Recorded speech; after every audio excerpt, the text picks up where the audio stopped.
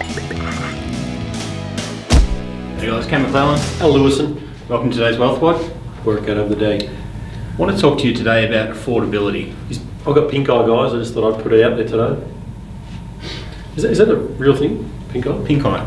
People should look up pink eye, I think, and see what you've been doing. Not appropriate. Now, I want to talk about housing affordability. We often get asked, is the price growth sustainable in Australia? I want to talk about the media today as well. The media is a good one. So we've got an article here from the Herald Sun. I just want to read out some of the excerpts. It's about housing affordability and how future generations, there's no way they're going to be able to afford property. So I'll read out a few of the statements. Before you do, sorry. We've talked before about the media and how the media they're journalists. They'll write a story. They'll write a story that's getting headlines. They'll write a story that's going to get people to read it. And they're going to write a story just for the sake of getting a story written because they've got to write a story because they're a journalist. Most journalists will write on politics one day, property the next day, sport the next day. There's very few that, I don't know any who know about property. But anyway, that's my little rant. Here's a couple of excerpts. The year of the angry home seeker. Prices soar, turn young dreams of home ownership into a nightmare. So there's a couple of politicians and economists in here. The way things are going, the only piece of land I'll ever own is the one they bury me in. Pretty savage. People say having a backyard the size that we've had as children and having the same backyard is now a spiralling, dwindling dream. It's pretty sad. So they go quite savage in here. And it goes on and rants about home ownership and the prices of our children not being able to own homes. I'll just read you out the date that this article was published. It's the Herald Sun, Sydney, December 13, 1970. So they're ranting about the same things in 1970. So there's one thing in here.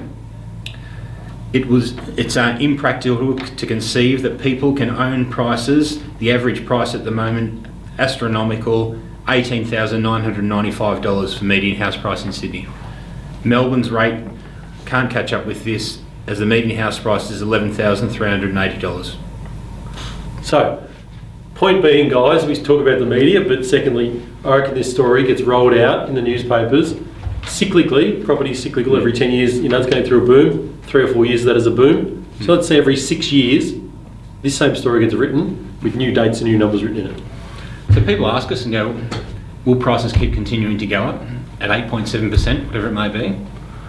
The percentage, hey, what if I'm half right and it goes up at 5%? There's still 5% growth on money that you don't have.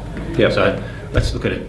We've got an oversupply of population growth and an undersupply of affordable housing. Our building industry is not building houses fast enough to keep up with the population growth in our capital cities. I'm no mathematician, but I'll say as an investor, it's a pretty good thing. So right here they've said, all right, so people can't afford homes at their 18,000, it's astronomical and not sustainable. And they're saying the same thing today. But another question that comes up regularly is people saying, my poor kids, how will they ever get in the property market? How will they ever buy their first home? And the dream's gone for them, they'll be renters for the rest of their lives. Some of the questions become, how do I help them? What do I do? But let's just focus on how they buy a home. In 1970, people worried about the same thing, and in 2014, worried about the same thing. So what happens in between? Wages grow. Now, the media doesn't talk about wage growth because it's not a headline grabber, but that ticks away in the background, that ticks away and ticks away. So people that come out of university these days earning grad jobs at 70, 80,000 per year.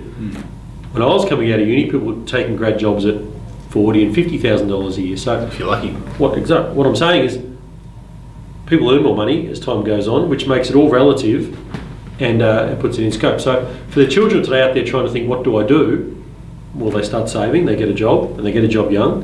They can go and ask their parents if they can get a loan and pay them back. They can join with their brothers or sisters or friends and buy their first property. But the other one people do is people do rent. So Michael, one of our partners in our business, just bought his first home to live in. He's 36 years old. But he owns an investment portfolio, a considerable one, because he just started buying investment properties as rentals and lived where he wanted to live. Yeah. When it comes to helping kids out, I'm a big believer that it's okay to help kids out with deposits.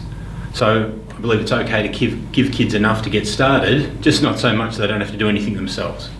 You want to understand that they know a basic set investment strategy and they're putting money to good use. They know how to sacrifice and make sacrifices in their own earnings and budgeting, so they can manage money.